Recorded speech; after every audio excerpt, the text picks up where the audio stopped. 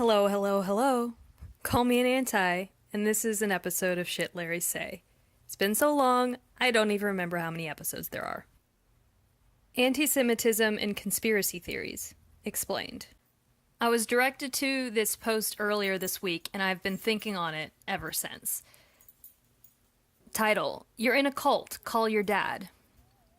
Then follows a screenshot of my blog, with the original poster's name cropped off, because I'd reblogged this from someone else, and no link back to the original post, therefore no context at all. What I had reblogged said, anyway, like all conspiracy theories, both Larry and ex-Harry are straight up based on anti-Semitism, and that's that on that. This conspiracy theorist had added on to that, anyway, you are full of shit, and that's that on that. Hashtag, you're in a cult. Hashtag, call your dad. Hashtag, you can dislike a Jewish person. Hashtag, it doesn't mean you're an anti-Semite. 4 notes. Now, I had reblogged that post from a Jewish former member of fandom who's contributed content to this blog. Generally, I trust Jews when it comes to identifying anti-Semitism, and that's why I reblogged the post. Additionally, we'd spoken about that subject before, and I agree with the content. One of those 4 notes is a reblog with this added on. What does Larry and ex-Harry have to do with something so serious as anti-Semitism? I am genuinely confused. Who is the asshole that posted this? Side note, don't say you're genuinely confused and then call the person who posted what had confused you an asshole. I contacted that person and explained what the post was about, but I was blocked after they gave an excuse that agreed with the tags here, which is a red herring, but that's beside the point. Here is my explanation. The person who originally posted that is Jewish and correct. My suggestion would be to read Hannah Arendt on anti-Semitism to see how conspiracy theories that rely on people controlling the media / government / etc. are anti-Semitic in nature. That is what the OP was writing about. It's not about disliking the Azovs, it's about saying they're nefarious and controlling the lives of people against their will. And here's their response. I'm sorry, but really? It is proven that man has done things that are not right. My dislike is due because of that, not because he's Jewish. I dislike many political figures and they're not Jewish. It's time to stop using anti-Semitism to defend people who are just shitty, something that has nothing to do with religion. Please don't message me again. I want you to keep this person's words in mind as I go through the rest of this explanation. So as this isn't the first time I'd seen this reaction in the last week, someone wondering aloud how a conspiracy theory could be anti-Semitic, having it explained, then becoming defensive even though no charge of anti-Semitism had been leveled against them, I figured that I should make a longer post, and I guess a video, to explain it. So here we go. There is a long history, centuries upon centuries, of conspiracy theories created to blame Jews for anything bad going on around town. During the period of time in the mid-14th century that the bubonic plague was ravaging Western Europe, conspiracy theories were created to blame the Jews for that disease. They were tortured into saying they'd poisoned wells, and only conversion to Christianity could save them from being executed. But why were Jews blamed?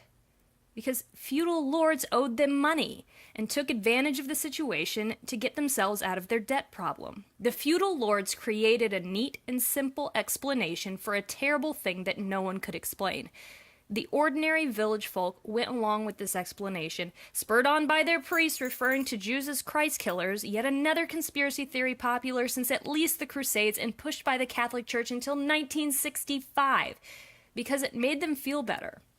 If they just got rid of the Jews, then their family members would stop dying from a horrible disease.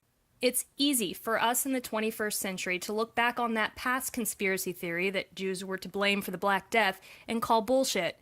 We know that it's Yersinia pestis that causes the disease. We know how it spreads, and we even have antibiotics today that can cure it.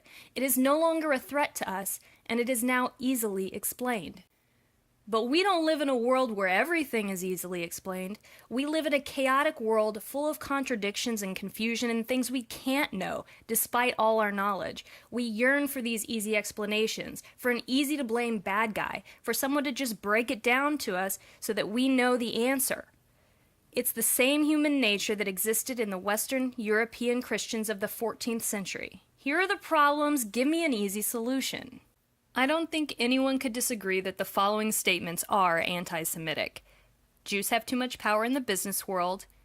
They have too much power in international financial markets, too much control over global affairs, too much power over the United States government, too much power over the global media, and people hate Jews because of the way Jews behave.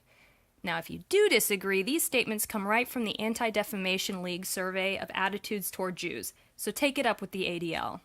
These beliefs that over 1 billion people on Earth have, in 2015, 10% of Americans, are born out of conspiracy theories that Jews control the government, they control the media, they control international financial markets, they purposely cause the world wars, Jews control this and that and the other thing, because none of these have easy explanations when things go wrong and people can't handle it. When President Trump tweets about protesters not being authentic, that they're being paid, he's spouting off an anti-Semitic canard. He doesn't have to say who is doing the paying. The anti-Semites know what he's saying. They know exactly who he means. Now, some people don't know that this is a reference to George Soros, a Jewish philanthropist who donates millions and millions of dollars to progressive causes. But after the last week, I think they should. And so it's probably not a great idea to call out your mother as anti-Semitic prior to explanation. This is why the post in question here says that these conspiracy theories that run roughshod on this fandom are based on anti-Semitic conspiracy theories.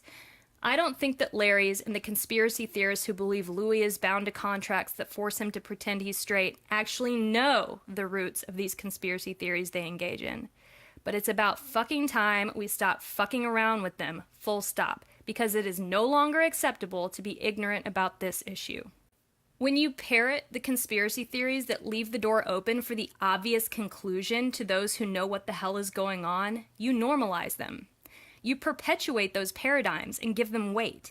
You give them credence, and you make it easier for people to get caught up in them. You play a part in making it easier to accept that a particular group of people would be responsible for large, inexplicable, and complicated problems of the world. You make it easier for anti-Semites to spread their propaganda because you are engaging in the same conspiratorial thought process. When Larry's become unable to reconcile the fact that Harry and Louis are clearly choosing different career routes with their firmly held belief that Harry and Louis are partners in every sense of the word, they can take one of two routes. They drop the conspiracy theory and become ex-Larrys, or they take the route that preserves as much of their worldview as possible. These are typically those who are more fans of Louis than Harry, and they'll continue to believe that he's being forced to pretend he's straight, that he's not a father, and the entity that is ruining his career, because by their standards, Louis is not making choices they like, is Irving Azoff. Irving Azoff is all-powerful and evil, according to these conspiracy theorists. This is straight out of the Protocols of the Elders of Zion, which is a fabricated story of a Jewish plan for global domination, a nefarious conspiracy to undermine democracy and rule the world, in an attempt to focus blame for the country's economic woes on Jews, rather than the current Tsarist regime in Russia. Let me quote further from that source, because it explains better than I can how it's being applied here. The Protocols highlights some of the dense, coded ideas embedded in anti-Semitism going all the way back to early European Christianity. For example, international, cosmopolitan, and globalist are slurs associated with Jews. We have recently heard these coded dog whistles from Trump administration officials like Steve Bannon and Stephen Miller, and in Trump campaign ads that single out Jewish political figures to suggest a mysterious financial conspiracy. The lineage of this rhetoric runs through the Protocols, where Jews are depicted as shadowy figures with a lot of money, top-level access, ready to betray the nations of our residents and our neighbors in service of an unseen authority. Jews are portrayed as fully dispersed, not always recognizable, aka secret, yet unassimilable, as well as untrustworthy, dirty, and foreign, among other stereotypes. The overall idea is that Jews are a powerful, corrupting influence on otherwise good, pure people, insidious troublemakers with a nefarious agenda at odds with that of the good, true citizens of a nation. So it's clear that this particular brand of conspiracy theorist, the radical Louis, are engaging in anti-Semitic conspiracy theory and would, in my mind, rightly be called anti-Semitic because of that behavior. But what about Larries, those who don't outright refer to Irving Azoff as the devil? What if they seem pretty meh on the Azoffs? Where does that put them? Larrys are bound by their attachment to Harry and cannot outright spew hatred for Irving and his son Jeff. However, Harry continues to do things that Larrys don't like. He doesn't outright say what they want to hear. He's pictured standing next to women and seems to actually date them, and Larrys call these stunts. And who do they blame for them? Not Harry. Not Harry, the man actually doing these things, which are not bad, let's be clear. They blame his manager and best friend, Jeff. Quote, I absolutely think there's been some horse trading taking place, so Harry can wear pink embroidered bedazzled velvet and prance, but he also has to promote like 12 of Jeff's absolutely garbage 1% friends. He can effectively appear as an androgynous LGBT plus icon, but he also has to pretend to date a Victoria's Secret reject who idolizes a serial killer and be BFFs with the executive producer of the sitcom based on his supposed numerous wild sexual exploits when he was barely out of his teens, and sing lyrics that make little sense in the environment he's worked to create. I can hear it already. I don't hate Jeff because he's Jewish. I hate him for what he does. And Larry's will point to a paragraph like the one there and say, see, he's horrible. But Jeff is not doing those things.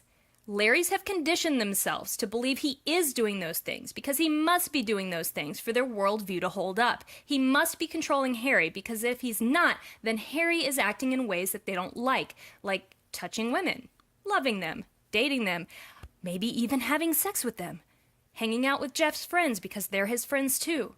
Larrys would rather engage in the underlying conspiracy theory that Jews are manipulative and have more power than they should have, they're nefarious and untrustworthy, than face reality. So now let's look at Ben Winston. Here's how one Larry chooses to explain how Ben got involved with One Direction. Ben was hired by ITV to shoot the One Direction documentary when their first album came out in the UK, so he was around from the beginning of their radio promo tour and then used that to commandeer direction of their music videos to everyone's great fucking perplexity. He just wormed his way into a job, basically. Larrys are notoriously bad at synthesizing new information. This post was from August of 2018, well after this Larry should have been aware that not only is Harry friends with Ben, but he's also the godfather to Ben's daughter. This, added together with the information that Harry lived with Ben and his wife for a number of months, should be enough to give an alternate explanation for why Ben might have stayed involved with One Direction. Would Harry be friends with the asshole that Larrys make Ben out to be? But because Larrys engage in these conspiracy theories, they cannot accept any other explanation than Ben being attached to One Direction in an undeserved, unearned way.